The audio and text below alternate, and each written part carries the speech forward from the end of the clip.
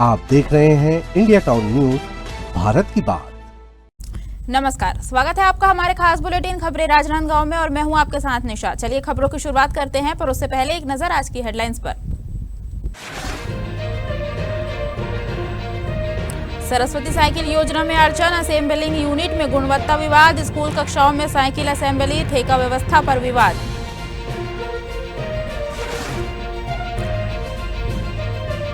मोतीपुर मुक्तिधाम का प्रतीक्षालय बदहाल, रखरखाव के अभाव में जर्जर व्यवस्था, मुक्तिधाम में स्वच्छता व्यवस्था पर सवाल।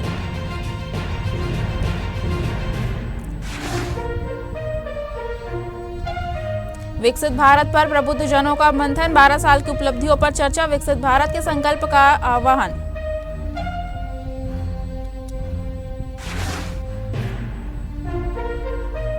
नीट परीक्षा पर सख्त सुरक्षा, 3 लेयर में घेरा, हाई अलर्ट, सीसीटीवी और जैमर से निगरानी, पारदर्शी परीक्षा पर प्रशासन का फोकस।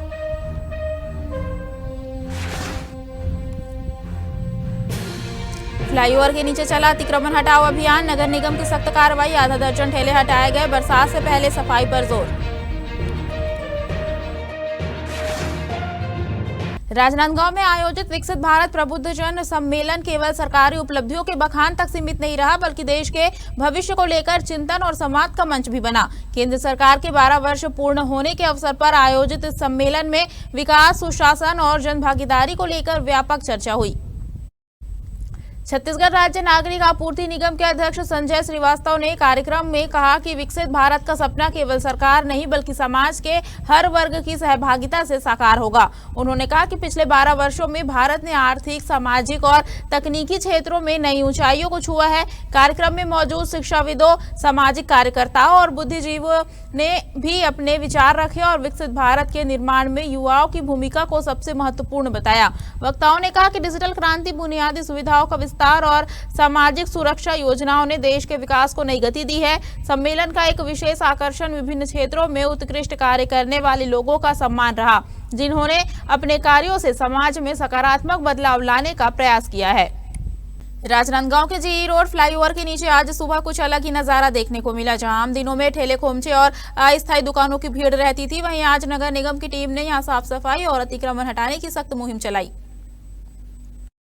बरसात को देखते हुए नालियों के जाम होने और जल भराव की आशंका को गंभीरता से लेते हुए निगम अमला जेसीबी और ट्रिपर के साथ मौके पर पहुंचा। ठाकुर प्यारेलाल स्कूल के पास फ्लाईओवर के नीचे अवैध रूप से लगे करीब आधा दर्जन ठेले हटाए गए। कई ठेला संचालकों ने तो कार्रवाई से पहले ही खुद ही अपना सामान समेट लिया। नगर निगम अधिकारियों ने बताया कि यह इलाका लगातार गंदगी और अव्यवस्थित अतिक्रमण की वजह से समस्या बन रहा था, इसलिए यह कार्रवाई जरूरी थी। अभियान के दौरान लोगों को पहले समझाइश दी गई थी, लेकिन स्थिति नहीं सुधरने पर सख्त कदम उठाना पड़ा। नगर निगम आयुक्त ने साफ संदेश दिया है कि फ्लाईओवर के नीचे किसी भी तरह का अवैध कब्जा या वाहन पार्किंग बर्दाश्त नहीं की जाएगी। उन्होंने लोगों से खुद ही अतिक्रमण हटाने की अपील भी की है, ताकि आने वाले दिनों में यह जगह साफ सुथरी और व्यवस्थित बनी रहे।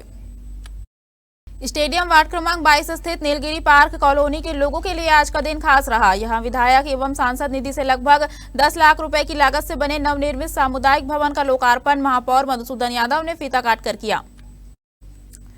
कार्यक्रम का माहौल सादगीपूर्ण लेकिन उत्साह से भरा रहा, जहां बड़ी संख्या में वार्डवासी भी मौजूद रहे। महापौर ने अपने संबोधन में कहा कि यह भवन क्षेत्रवासियों की लंबे समय से चली आ रही मांग का परिणाम है। अब वार्ड के लोगों को सामाजिक, धार्मिक और अन्य आयोजनों के लिए एक सुविधाजनक और समुचित स्थान मिल गया है।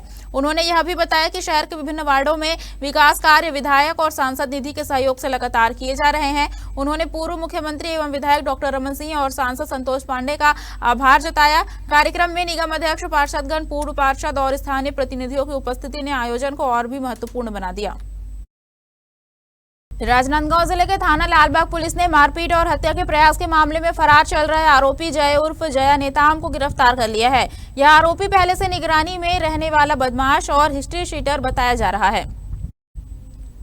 मामला 17 मई 2026 की रात का है, जब बटल आवास पेंड्रे इलाके में युवराज साहू अपने घर के पास फोन पर बात कर रहा था। उसी समय मोहल्ले के विजय नेताम, दीपक उर्फ टिकली नेताम और जय उर्फ जया नेताम वहां पहुंचे और गाली गलौज करते हुए मारपीट करने लगे।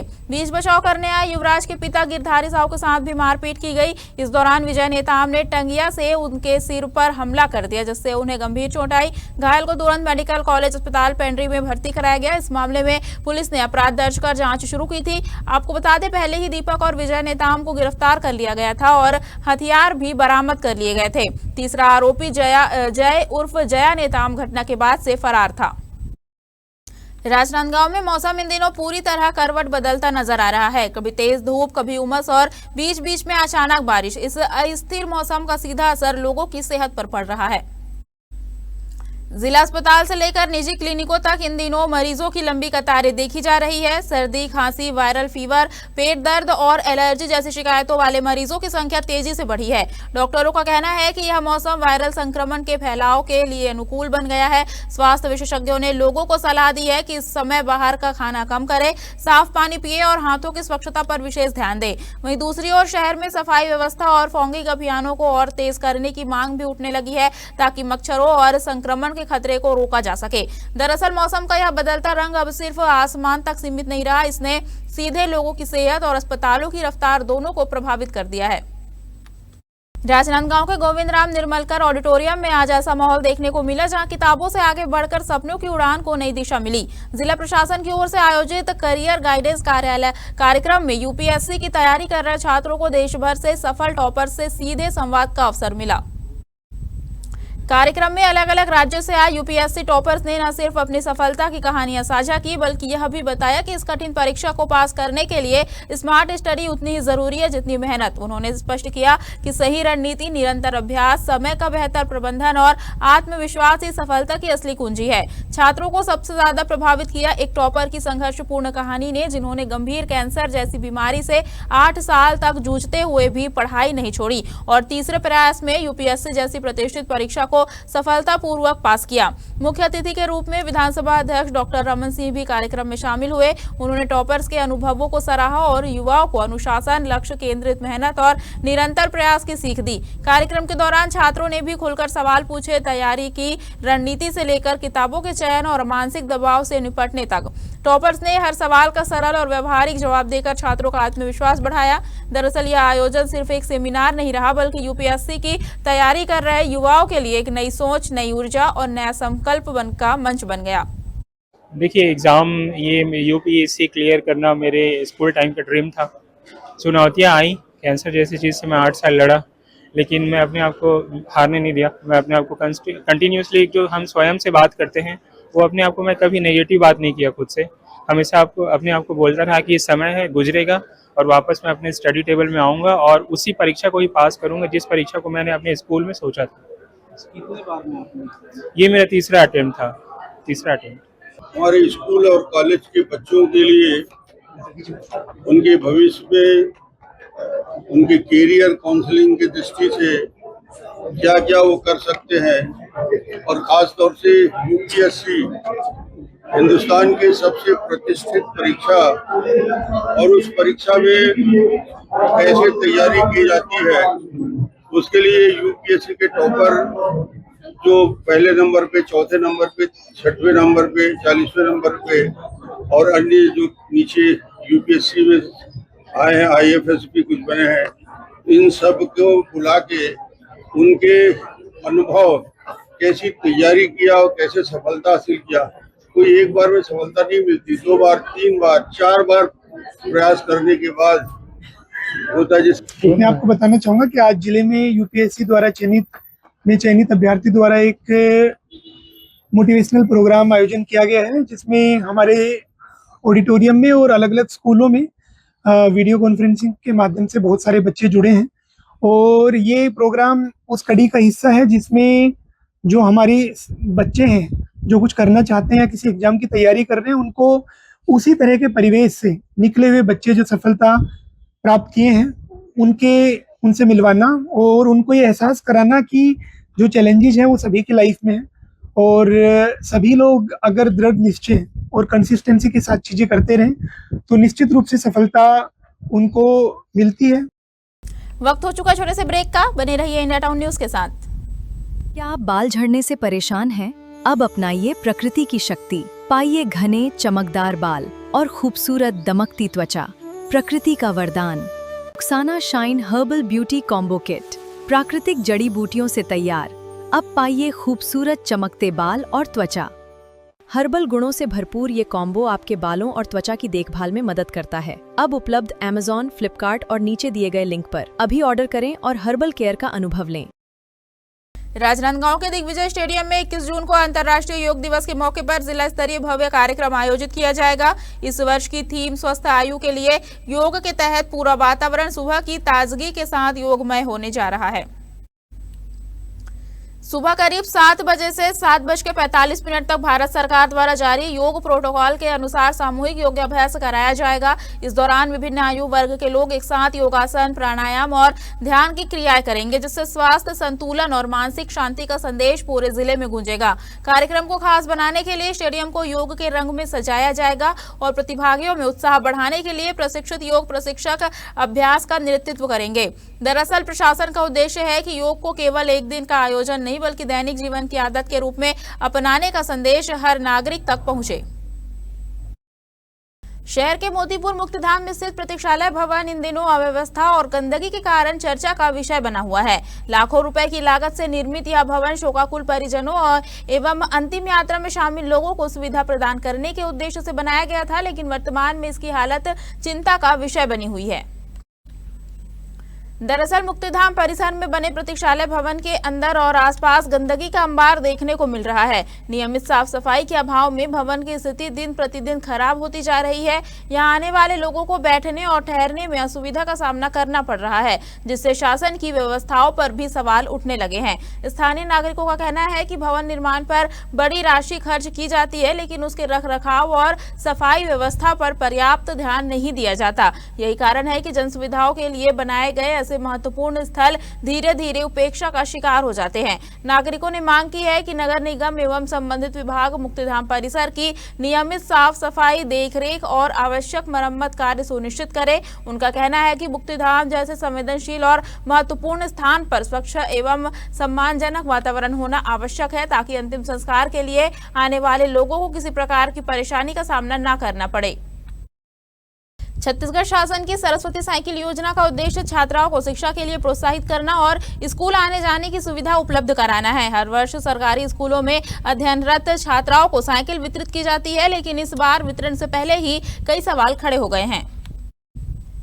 राजनांदगांव के प्यारेलाल स्कूल परिसर में साइकिलों को असेंबल करने के लिए अस्थायी यूनिट बनाई गई है। यहां अलग अलग पार्ट्स में पहुंची साइकिलों को जोड़कर तैयार किया जा रहा है। इस प्रक्रिया को लेकर साइकिलों की गुणवत्ता पर सवाल उठने लगे हैं। कुछ शिक्षकों के नाम प्रकाशित न करने की शर्त पर बताया है कि तैयार की जा रही साइकिलों की गुणवत्ता अपेक्षित स्तर की नहीं दिख रही है। उनका कहना है कि कई हिस्सों की मजबूती और टिकाऊपन को लेकर भी शंकाएं हैं। हालांकि इस संबंध में कोई भी जिम्मेदार अधिकारी आधिकारिक तौर पर सामने आकर प्रतिक्रिया देने को तैयार नहीं है। दूसरी ओर स्कूल की नियमित पढ़ाई प्रभावित होने की बात भी सामने आ रही है। जिन कमरों में विद्यार्थियों की कक्षाएं संचालित होनी थी, वहां फिलहाल साइकिलों के पार्ट्स और असेंबलिंग सामग्री रखी गई है। जानकारी के अनुसार साइकिल असेंबलिंग का कार्य बाहरी ठेकेदार को सौंपा गया है और श्रमिक भी अन्य राज्यों से बुलाए गए हैं। ऐसे में स्थानीय लोगों के बीच यह चर्चा तेज हो गई है कि क्या छत्तीसगढ़ में इस कार्य के लिए पर्याप्त संसाधन और कुशल श्रमिक उपलब्ध नहीं थे। स्थानीय रोजगार को प्राथमिकता देने की नीतियों के बीच यह मामला कई सवाल खड़े कर रहा है। नमस्कार, मैं विश्वनाथ देवांगन और आप देख रहे हैं आपका अपना channel India town news Bharat की बात। एक ऐसी हकीकत मैं आपको दिखाने लाया हूं और बताने लाया हूं जो आपने देखी नहीं होगी। सरकारी स्कूलों में सरस्वती साइकिल योजना के तहत जो स्कूली बच्चों को साइकिल दिया जाता है, कि लड़कियों को मिलता है, बच्चों को जो साइकिल दिया जाता है वो राजनांदगांव कहना चाहिए कि एक ज़िले के पूरा साइकिल प्यारेलाल ठाकुर प्यारेलाल स्कूल में असेंबल किया जाता है। अलग अलग पार्ट्स लाए जाते हैं, इस जगह पर असेंबल किए जाते हैं। आप मेरे पीछे देख सकते हैं साइकिल गाड़ी में लोड हो रहा है, साइकिलें बन के रेडी है। लेकिन कुछ लोगों का मानना है, हमें जो जानकारी मिली है, हमारे जानकारी इन्हीं से ही मिली है कि साइकिल की जो गुणवत्ता है बहुत ही ज़्यादा ख़राब है। साइकिल की पूरी तरह से गुणवत्ताहीन है। कुछ भी इसमें ऐसा नहीं है कि कुछ अच्छा हो। इसीलिए साइकिल शायद बच्चों को मिलते ही तुरंत सेल हो जाती, तुरंत इसका सौदा हो जाता, ताकि इसको बेच करके अच्छा साइकिल ख़रीदा जा सके। क्योंकि जो साइकिल दिया जाता है वो पूरी तरह से कोई यूज़ में आने लायक साइकिल नहीं है। हम आपको दिखाएंगे अंदर में जो साइकिल असेंबल कर रहे हैं, वो भी उसमें भी एक बड़ी बात है, छत्तीसगढ़ में लोगों को रोजगार नहीं मिल पा रहा है और सरकार साइकिल असेंबल करवाने के लिए बंगाल से लोग बुलाई है। छत्तीसगढ़ में साइकिल असेंबल करने वाले कोई भी नहीं मिल पाए। आप हमारे साथ देख सकते हैं, यहाँ पर साइकिल असेंबल किया जा रहा है, अलग अलग पार्ट्स को जोड़ करके एक पूरी साइकिल बनाया जाता है। पूरी तरह से यहाँ पर साइकिल को असेंबल किया जा रहा है, अलग अलग पार्ट्स को यहाँ पे जोड़ा जा रहा है। आप देखिए, अलग अलग पार्ट्स ट्रकों में लोड होकर फैक्ट्री से यहाँ पर आता है और यहाँ पर ही पूरी तरह से साइकिल को जोड़ा जाता है पूरी तरह। लेकिन बड़ी बात यह है कि ये एक स्कूल है, उस साइड में स्कूल चल रहा है, उसी जगह पर ये जो 3 रूम है उस पर साइकिल बनाने के लिए पूरी तरह से ले लिया गया है। कहना चाहिए कि स्कूलें चल रही है, उसके बाद भी साइकिल यहाँ पे बनाया जा रहा है। बहुत सारे शोर हो रहे हैं, कंजट हो रहा है, उस बीच बच्चे कैसे पढ़ेंगे। यहाँ पे 4 से 5 क्लासेस लगते हैं, लेकिन 5 क्लासेस को एक ही जगह पर एक ही रूम पे बैठाया गया है। तो कहना चाहिए कि रूम जो बच्चों के पढ़ाई के लिए है उस जगह पर ऐसा काम किया जा रहा है। क्या ये साइकिल बाहर से असेंबल होकर नहीं आ सकते थे? क्या ये कहीं फैक्ट्री में ही असेंबल होकर नहीं आ सकते थे? हम जानने की कोशिश करते हैं कि कब से यहाँ पे मौजूद हैं और कब से साइकिल असेंबल कर रहे हैं और कब तक इनका काम खत्म होगा। भाई, आप कब से आए हैं बताएंगे? हम लोगों का कम से कम 20 दिन हो गया। 20 दिन हो गए। हाँ, कब तक काम चलेगा? और कम से कम रोज संडे को खत्म हो जाएगा। संडे को। हाँ, एक साइकिल बनाने में कितना समय लगता है? एक साइकिल बनाने कम से कम 1 घंटा लगता है। 1 घंटा लगता है। हाँ, कहाँ से आए हैं? हम बंगाल से है, पुरुलिया जिला। आपको कौन बुलाया, मतलब इसका जो कॉन्ट्रैक्टर है, ठेकेदार है? हाँ, कॉन्ट्रैक्टर ने बुलाया। कंपनी के तहत आए हैं? नहीं, कम ठेकेदार है। ठेकेदार है। क्या नाम है ठेकेदार का? नहीं, ठेकेदार बिहार का है। बिहार का है। ठेकेदार बिहार का है और काम करने वाले हैं पश्चिम बंगाल के। देख सकते हैं, अलग अलग राज्यों को मौका मिल रहा है, लेकिन छत्तीसगढ़ का यहाँ पर कोई भी नहीं है। छत्तीसगढ़ के लोगों को कोई भी मौका ही नहीं दिया जा रहा। ये भी एक क्लासरूम है, वो भी एक क्लासरूम है। आप देख सकते हैं, वहाँ पर साइकिल का जो रिंग है वो असेंबल किया जा रहा है, स्पोक्स को लगाया जा रहा है। देख सकते हैं, वहाँ पे बच्चों के बुक्स भी रखे गए हैं। ये क्लासरूम है तो बुक्स तो रहेगा ही। एक साइड में ब्लैक बोर्ड है, एक साइड में बच्चों का बुक्स है, लेकिन बच्चे जो पढ़ने वाले हैं उनको ही जगह नहीं मिल पा रहा है पढ़ाई के लिए। खाना भी यहीं पर बन रहा है, पूरी तरह से साउंड यहीं पर हो रहा है। हम आपको दिखाना चाहेंगे, यहाँ पे बच्चे भी हैं जो कि पढ़ रहे हैं। इतने शोर में, इतने कंजट में बच्चे पढ़ेंगे कैसे? हम आपको दिखाएंगे, यहाँ पे बच्चे भी पढ़ाई कर रहे हैं। ये क्लास है, यहाँ पे देखेंगे कि बच्चे पढ़ाई कर रहे हैं। इतने कंजट में बच्चे कैसे पढ़ाई करेंगे? बड़ी बात तो ये है, यहाँ पर स्कूल में इस तरह सा असेंबल यूनिट लगाने का परमिशन आखिर दिया किसने है? क्या उन्हें पता नहीं है कि स्कूल खुल जाएगा तो बच्चों को परेशानी होगी, क्लासेस बिजी हैं, बच्चों को बैठने के लिए जगह नहीं मिल पाएगा? हमने इस विषय पर भी शिक्षा अधिकारी से बात करने की कोशिश की, लेकिन उनका तो साफ दौर पर यही कहना रहता है कि हमें कुछ नहीं कहना है, कुछ बोलना ही नहीं है, मिलना ही नहीं है। ना फ़ोन उठाते हैं, नहीं मिलते हैं। कई बार हमने उनसे जानकारी लेने की कोशिश किया, लेकिन उन्होंने साफ तौर पर मना कर दिया। तो इसकी जवाबदेही कौन होगी? बच्चों की पढ़ाई पर असर हो रहा है, बच्चों को कंजट पर पढ़ना पड़ रहा है, बैठने के लिए जगह नहीं मिल पा रहा है, लेकिन जो जिम्मेदार लोग हैं वो बोलना ही नहीं चाहते हैं। इसकी जिम्मेदारी आखिर होगी किसकी? ऐसे ही खबरों के लिए बने रहिए हमारे साथ। इंडिया टाउन न्यूज़, भारत की बात। राजनांदगांव में 21 जून को होने वाली नीट परीक्षा को लेकर इस बार सुरक्षा व्यवस्था बेहद कड़ी कर दी गई है। बीते दिनों परीक्षा में पेपर लीक जैसी घटनाओं के बाद इस बार प्रशासन पूरी तरह अलर्ट मोड में है और कोई भी चूक ना हो इसके लिए मल्टी लेयर सिक्योरिटी सिस्टम लागू किया गया है।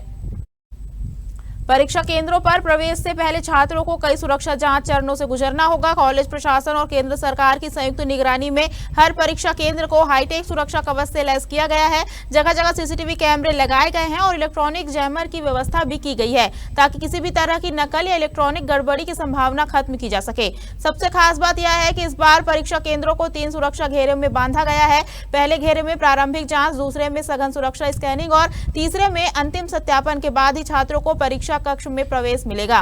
प्रशासन का कहना है कि इस बार का पूरा फोकस निष्पक्ष और पारदर्शी परीक्षा पर है ताकि हर अभ्यर्थी को बिना किसी बाधा के अपने भविष्य को तय करने का समान मौका मिल सके। इसके अलावा परीक्षार्थियों और उनके परिजनों के लिए इस बार यात्रा को आसान बनाने के लिए दक्षिण पूर्व मध्य रेलवे ने विशेष व्यवस्था की है। परीक्षा के दौरान संभावित भीड़ को देखते हुए रेलवे ने स्पेशल मेमू ट्रेन का संचालन करने और कई ट्रेनों में अतिरिक्त सामान्य कोच लगाने का निर्णय लिया है। 21 जून को नीट की परीक्षा की तैयारी यहां पर पूरी की जा चुकी है। अभी हम खड़े हुए राजनांदगांव के दिग्विजय महाविद्यालय में। राजनांदगांव जिले में तकरीबन 1982 छात्रों की उपस्थिति के साथ में ये परीक्षा आयोजित की जाएगी। वहीं इस परीक्षा की पारदर्शिता को लेकर के परीक्षा केंद्रों में इस राजनांदगांव जिले भर में 6 केंद्र बनाए गए हैं, परीक्षा केंद्र बनाए गए हैं। और वही साथ ही साथ आपको बता दें कि सभी परीक्षा केंद्रों में सीसीटीवी कैमरे और मोबाइल जैमर का भी उपयोग किया जा रहा है, जिससे कि परीक्षा की जो पारदर्शिता है वो साफ तौर पर नजर में आए और परीक्षा की सुरक्षा जो है वो भी सुनिश्चित की जा सके। साथ ही साथ आपको बता दें कि 21 जून की परीक्षा को लेकर के सुबह से यहाँ हर परीक्षा केंद्रों में पुलिस बल की तैनाती भी की जा चुकी है, जिसके साथ साथ आपको बता दें कि जिला प्रशासन के द्वारा इस नीट परीक्षा को लेकर के तैयारियां जो है वो पूर्ण रूप से की जा चुकी है। अभी हम राजनांदगांव के दिग्विजय महाविद्यालय के एक सेंटर पर खड़े हुए हैं, जहां कल 2 बजे से 5 बजे तक का यहाँ पर भी एक नीट की जो परीक्षा है वो संचालित की जाएगी। कल 21 जून को जो री एग्जाम नीट की परीक्षा हो रही है, उसके लिए सरकार ने जो 10 ट्रेन संचालित किए उसमें 40 अतिरिक्त बोगी जोड़े गए, जिसमें परीक्षार्थी और उनके परिजन को सुविधा को देखते हुए साथ ही साथ हमारे जो राजनांदगांव में जो परीक्षा केंद्र बने हैं उसमें कड़ी सुरक्षा की व्यवस्था है, सीसीटीवी कैमरा है, बायोमेट्रिक थंब वगैरह को लेकर के है, स्क्रीनिंग की भी सुविधा है। और जो विद्यार्थी दूरांचल क्षेत्र से आ रहे हैं उसको देखते हुए प्रशासन ने बहुत अच्छी सुविधा की है और विद्यार्थी अच्छे से एग्जाम दे पाए उसके लिए। राजनांदगांव जिले के कई किसानों ने प्रेस वार्ता कर आरोप लगाया कि उनकी जमीनों की फर्जी तरीके से रजिस्ट्री करवाई गई और वर्षों से न्याय नहीं मिल रहा है। पीड़ित किसानों का कहना है कि उनसे दबाव और डर दिखाकर जमीन के दस्तावेजों पर हस्ताक्षर करवाए गए। प्रेस वार्ता में किसान दीपक नंदेश्वर ने बताया कि वर्ष 2008-9 में उन्होंने और अन्य किसानों ने ऋण के लिए अपनी ऋण पुस्तिका गिरवी रखकर पैसा लिया था। किसानों का आरोप है कि कर्ज की राशि वापस जमा करने के बाद भी उन्हें उनके जमीन संबंधी दस्तावेज वापस नहीं दिए गए। किसानों के अनुसार बाद में उन्हें अलग अलग दिनों में डोंगरगांव बुलाया गया और वहां बंद कमरे में दस्तावेजों पर हस्ताक्षर कराए गए। किसानों का दावा है कि उनकी जानकारी और सहमति के बिना जमीन की रजिस्ट्री सुमित गांधी और अमित गांधी के नाम पर कर दी गई। हालांकि आज भी जमीन पर किसानों का ही कब्जा है। पीड़ित किसानों ने बताया कि इस मामले की शिकायत वर्ष 2014 में छुई खदान तहसील में की गई थी। जांच भी हुई लेकिन अब तक कोई ठोस कार्रवाई नहीं हुई। इसके बाद किसान सिविल न्यायालय पहुंचे, जहां अदालत ने मामले को राजस्व विभाग के अधिकार क्षेत्र का बताते हुए संबंधित अधिकारी के पास भेज दिया। वर्तमान में यह मामला डोंगरगांव राजस्व न्यायालय में चल रहा है। इस संबंध में पीड़ित किसानों ने चेतावनी दी है कि अगर जल्द न्याय नहीं मिला तो वे राष्ट्रपति को पत्र लिखेंगे, धरना प्रदर्शन करेंगे और आगे की लोकतांत्रिक लड़ाई लड़ेंगे। ये फर्जी रजिस्ट्री के संबंध में है सर, और जो फर्जी रजिस्ट्री के हैं सुमित गांधी अमित गांधी निवासी डोंगरगांव के हैं। हाँ, धोखाधड़ी से रजिस्ट्री की है, उसके संबंध में आज हम लोग यहाँ प्रेस में आए हैं। ये मामला सर 2008-9 का है। ये मेरे पिताजी और सभी किसानों ने डोंगरगांव निवासी मानिक गांधी के यहाँ से ब्याज में पैसा निकाले थे और ब्याज में पैसा निकालने के बाद अपना ऋण पुस्तिका भाग एक को गिरवी में रख के ब्याज में पैसा निकाले थे। सब अलग अलग किसान हैं और अलग अलग अमाउंट में पैसा निकाले थे और पैसा जमा करने के बाद भी हमको हमारे पिताजी और बाकी सब किसान को पर्चा पट्टा वापस नहीं किया गया और बाद में मिलने का बहाना बना के पर्चा पट्टा नहीं दिया गया और 2-3 महीना व्यतीत हो जाने के बाद मेरे पिताजी और संबंधित सारे किसान को है अलग अलग दिन एक एक करके अपने यहाँ मुनीम के माध्यम से या किसी किसान को घर से उठा के लाया गया डोंगर गांव में। हमारे पिताजी के द्वारा जो पैसा लिया गया था सर, उस पैसे को लेने के समय तो उनके द्वारा हमारे से साइन कराया गया था, एक स्टाम्प में साइन कराया गया था, लेकिन जब हमने पैसा जमा किया तो हमारे को कोई भी सबूत या कोई भी कॉपी नहीं दिया। 1,20,000 समथिंग पैसा था सर, वो पूरा पैसा केस में लौटा दिया गया था उनको। कितना एकड़ जमीन आपका? हमारा 2 एकड़ का जमीन है सर। 2 एकड़ जमीन जो फर्जी रजिस्ट्री बोल रहे हैं सर, धोखाधड़ी से, उसमें एक पूरा मामला तो भी दीपक नंदेश्वर के द्वारा बताया गया सर। आगे का मामला ये है सर कि वो रजिस्ट्रार का पंजीयन कॉपी जो है रजिस्टर, वो वहां से सर डोंगर गांव के जो जगह पे हमारा रजिस्ट्री हुआ जमीन, उस जगह पे कैसे पहुंचा। एक सरकारी कागजात जो कि बिना किसी के परमिशन से बाहर नहीं निकलता है, उस पंजीयन रजिस्टर वहां तक पहुंचा। हमारे खास बुलेटिन खबरें राजनांदगांव में फिलहाल इतना ही। अब मुझे दीजिए इजाजत और आप देखते रहिए इंडिया टाउन न्यूज, भारत की बात। नमस्कार। आप देख रहे हैं इंडिया टाउन न्यूज, भारत की बात।